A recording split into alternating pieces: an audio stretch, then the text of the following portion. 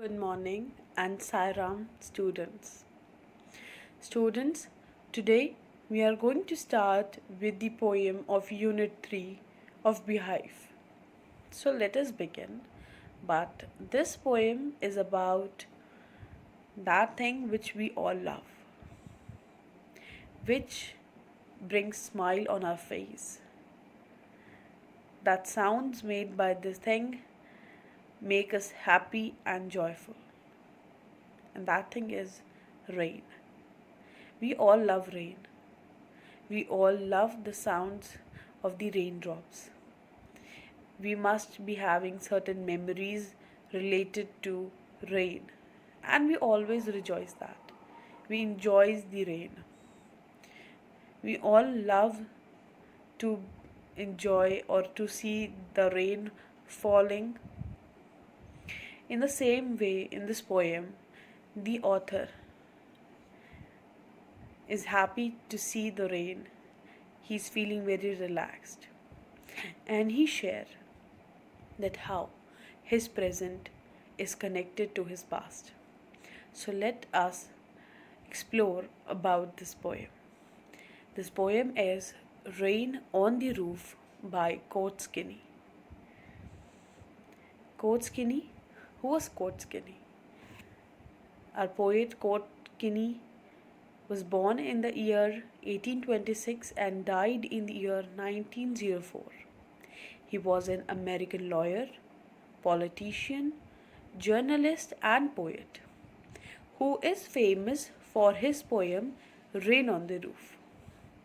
That means the most famous poem by Court Skinny is Rain on the Roof.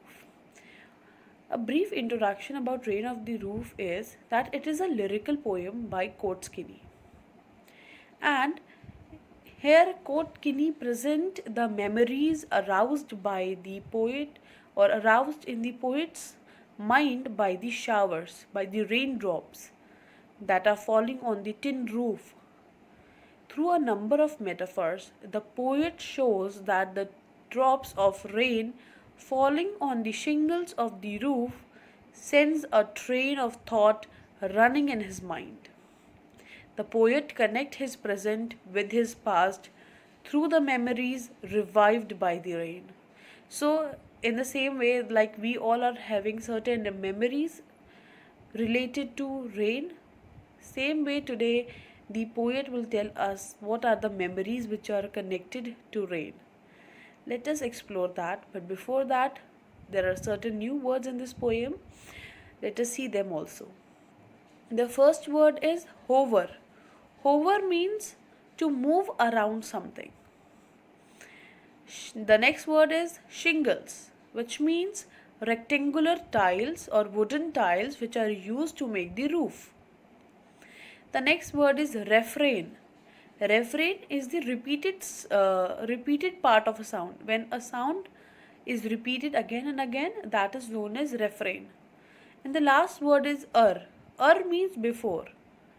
In the previous years or in the previous times, er means before in Latin language.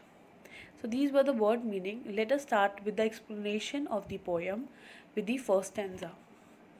The first stanza says that when the humid shadows hover over all the starry spheres, and the melancholy darkness gently weeps in rainy tears, what a bliss to press the pillow of a cottage chamber bed and lie listening to the patter of the soft rain overhead. Here in the first line, the poet says, when the humid shadows hover. We have come to know that hover means when something is moving around, that is known as hover. When a particular thing is moving around something, that is known hover. Humid shadow. Humid means when something is filled with moisture. And shadow means darkness. That means the dark clouds which are filled with water and moisture, they are moving here and there in the sky over all the starry spheres. That means it is the night time, it is the darkness, that is the night time, and the sky was full of starry spares means star, starry means star, and spare means the sky. The sky was full of stars, and the humid shadow, that is the black or dark clouds which are full with moisture and water, they are moving here and there in the sky. And the melancholy darkness. Here the poet is saying that the darkness is very sad. And after some time, that darkness started crying. That means it started raining. The melancholy darkness started raining. It started weeping in rainy tears. That means now the dark clouds have started raining. The darkness, which was very sad, it started crying now. And it is gently crying. That means the rain is not heavy, it is very light, and the darkness is gently weeping in the form of rain. What a bliss to press the pillow. In the next line, the poet says that whenever it rains, I feel blessed to lie on my bed and to listen to the sound, that is the patter sound of the rain. The raindrop made the patter sound, which is bliss to listen. That whenever I hear this patter sound, I feel very blessed of the soft rain overhead. Whenever overhead means above your head, upon your head, that means your overhead. Whenever it falls on my roof, I feel bliss, and I just want to lie on my bed in my cottage, and that's it.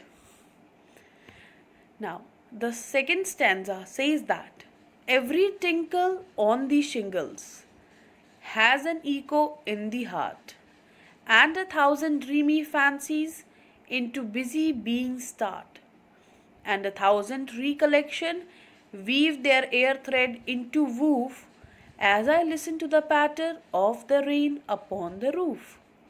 In the second stanza, he is trying to say that whenever the raindrop fall on my roof, tinkle is the sound made by the rain, and shingles, we have learned that shingles mean the tiles.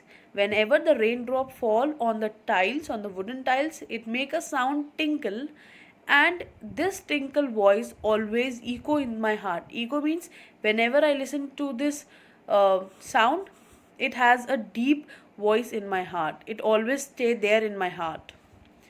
And this sound started dreaming again and again. Whenever I listen to this sound, a lot of dream comes into my mind. They started coming into my minds, not a one but a lot. That it became a busy being, that means a crowd of dreams was there in his mind. And these sounds also bring a lot of memories of the past in the poet's heart. Whenever I listen to the sound which is falling on the roof, that means whenever he listens to the sounds of the tinkles or the patter, there are lots of dreams in his mind, and he recollects more and more memories of his past in his heart. This is the second stanza. Now, what is the third stanza says? The third stanza says that now in memory comes my mother, as she used in years agone to regard the darling dreamers, she left them till the dawn. Oh, I feel her fond look on me as I listen to this refrain, which is played upon the shingles by the patter of the rain. In this stanza, the poet says that the sounds have recollected a lot of memory in my heart, and one of those memory is of my mother. Whenever I listen to the sound of the tingles and patter, I always remember my mother as she is alive right now in front of me.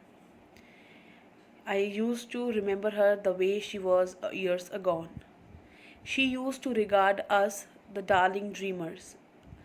Us here means the poet and his siblings, that means his brother and sisters, that his mother used to say darlings to them. She used to consider darlings to his children's, and dreamers means that she let the poet and his sibling to sleep till the break, or till the dawn break, till the afternoon, and she never used to disturb them.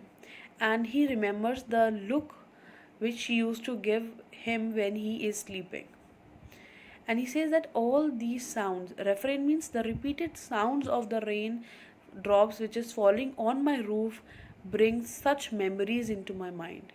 Whenever this is played upon my roof, I recollect lot of memories of my past, and he tried to live that in his present. So this was the poem, The Rain on the Roof. Now, the theme on which it is written, what is the central point of this poem? The theme of the poem is that the raindrop has the healing power. The musical sound of the raindrops falling on rooftop at night has the ability to revive sweet memories and arouse fancies in an otherwise busy mind.